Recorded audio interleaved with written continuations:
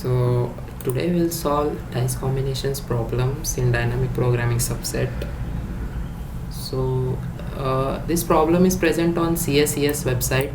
It is a very good website to learn competitive programming and solve problems related to competitive programming. I recommend you should check it out. So let's get started.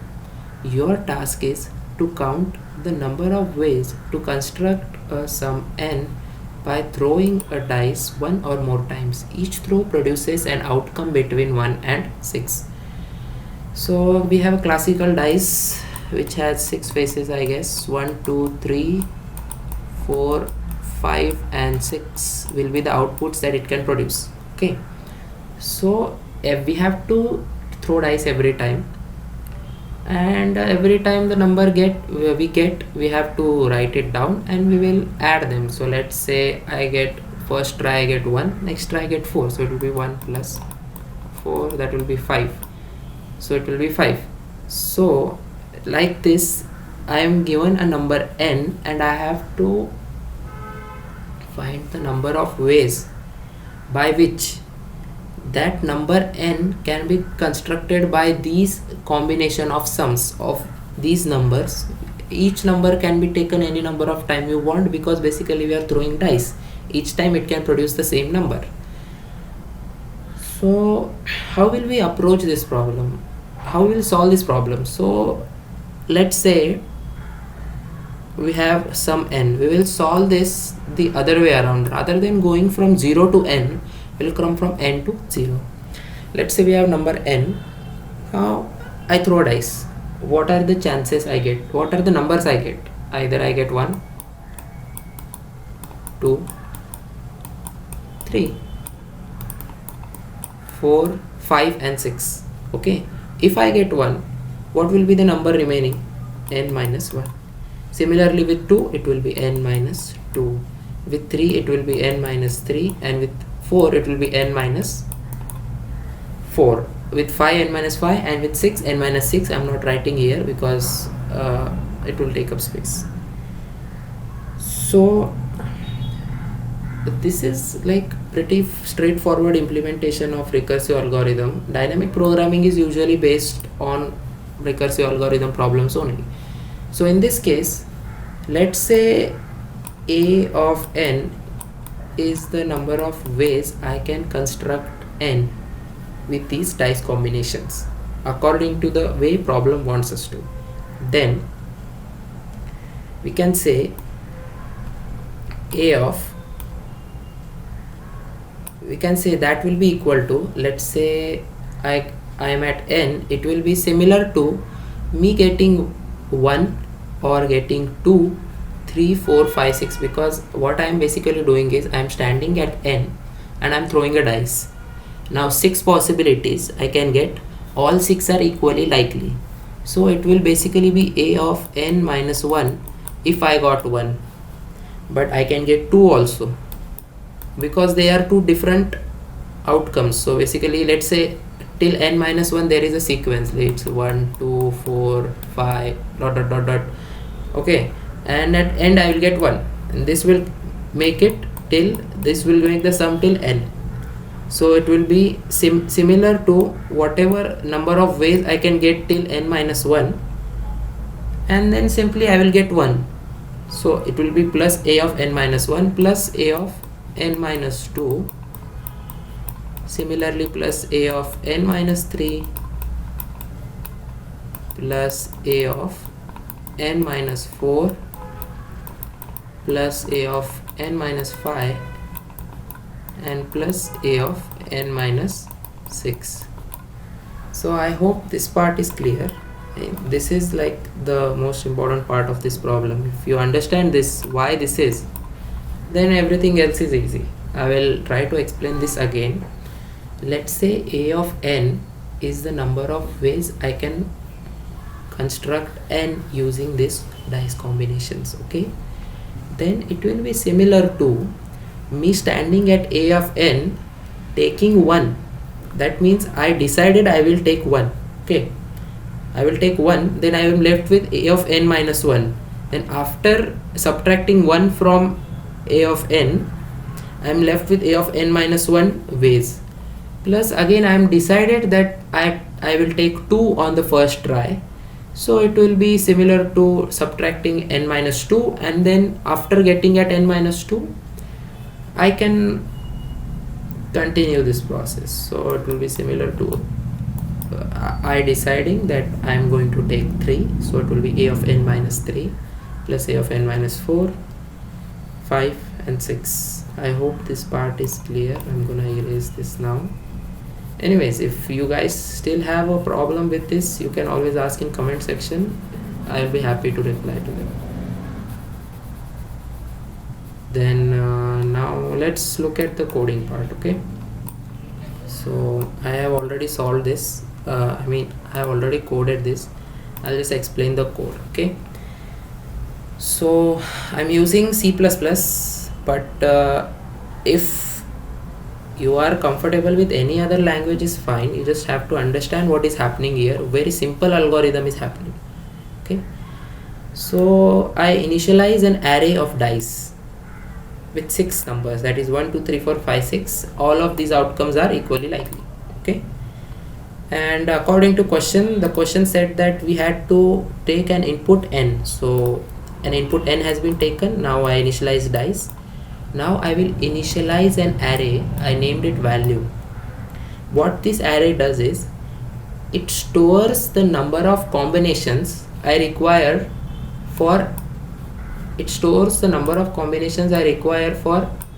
n ways, number of combinations by which I can construct the number n ways. So value of 0 is 1. Like, this is a very important step here. Basically what I am doing is a of n will be the number of ways these n can be constructed from those dice combinations. Okay, so a of 0, that means how many ways can I construct 0 from dice combinations.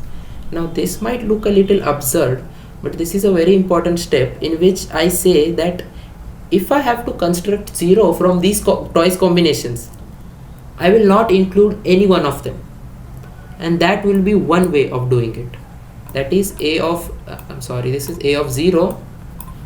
That is one way of doing it. Now this might be a little hard to understand, but if you get this is very easy. I mean, not that hard too. You can just think like, how many ways can you not construct anything? One way. I will not take anything. I will not throw dice. So yeah, then we will start I equals to 1. Now this loop is going over all the values. Okay, so why I started with 1 here? Because I already know for 0 the answer is 1, and from that using my base case, this is a base case in recursion, I'll continue the problem. So value of I is 0. Basically I'm initializing value of I to 0 so that no garbage value comes. Okay, then for auto of C in dice, so what this does is basically we are looping over all the elements in dice. So first time it will take 1, then next time 2, then next time 3 4 5 and 6. This is more like the Python implementation where you use, let's say a is an array, so we'll use like for I in a, so that way you will actually access the elements that are in a. Okay, so this is something like that implementation in C. So I recommend you should code in C if you are using, I mean, I'm not saying you should, but I think if you are doing competitive programming, coding in C always helps, because C is much faster language than Python. I agree with all the other, anyway, that we are not here to discuss Python and C++ debate. So yeah, we were here. So if I minus C is greater than equals to 0, now this is also an important step. Let's say I only have to construct 2, and at 2 also I have a lot of choices. I can throw dice, I will get 1, 2, 3, 4, 5, 6. But what is the point of taking 6? Taking 6 will take my sum to negative, which is not allowed. So there is no point for me if 6 comes. That means if I have to construct 2, I only need two possibilities. That is, I only need 1, or I directly need 2. And from 1 again, if I have to construct anything else, I will only need 1. I cannot take anything else. Anything else is useless for me. I cannot, because it will take my sum to negative. So yeah, so this if statement makes sure that we do not calculate the values which take our sum to negative.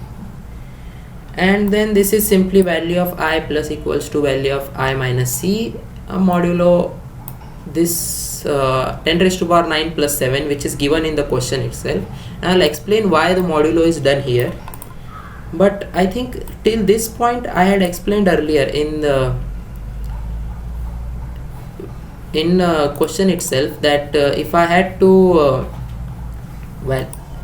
if I had to construct for n, I will have 6 choices, 1, 2, 3, 4, 5, 6, and those 6 choices are valid only if subtracting them does not get to 0. Let's say I have 5, then I will have 5 choices. So for c equal to 6, this will not run, and I will be fine with only 1, 2, 3, 4, 5. Okay, so yeah, so with this being done, and this will be simply like n is there, so it will be n minus 1, n minus 2, n minus 3, n minus 4, n minus 5, n minus 6.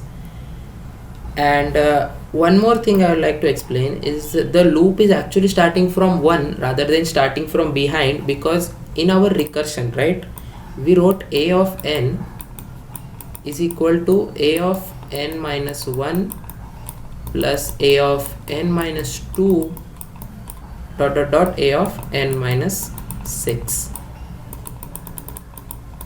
Okay, so on. So for this you have to understand that for calculating value of n, I need 6 values before n. Okay, those 6 values should be calculated for me before n. That's why the loop is actually calculating from 0, so that every time I'm calculating a recursion, I already have these values constructed for me. Okay, I already have these values calculated for me. So okay, yeah, so now one more thing. So I hope this part is clear. Now you might be wondering why every time I'm doing a modulo of this, right? Why am I doing a modulo of this? Now because these kind of questions are adding 6 values before it, they will get to a very high value in a very low time, and we are limited to store an integer number in any programming language in general. That's why we usually modulo the answer with 10 raised to power 9 plus 7. Now why this number? Because this is probably one of the largest prime numbers that we have.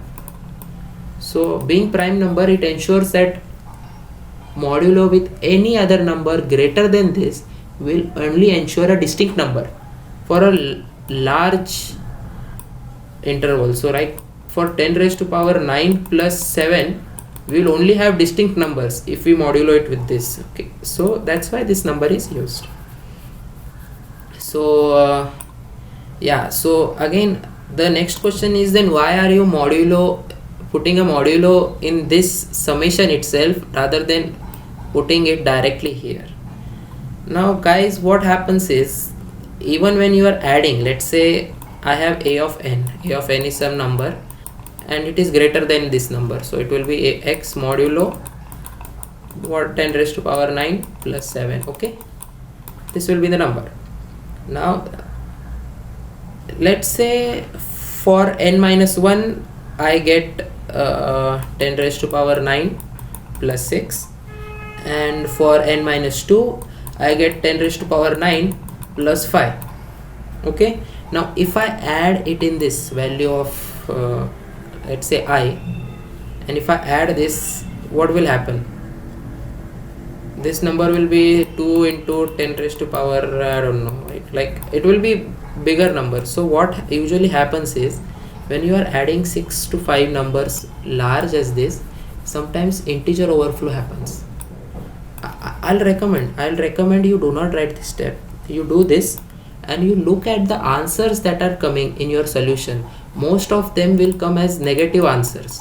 The ones which are wrong will be negative. This is due to integer overflow. This will be a concept. I will explain this in one other video. This is mostly based on electronics and how the digits are stored in computer. So yeah, so the property that I have used here is that, let's say v of I is v of I minus 1 plus dot dot dot, okay, and v of I minus 6, and I am whole modulo this with 10 raised to power 9 plus 7. So this is basically equal to modulo with this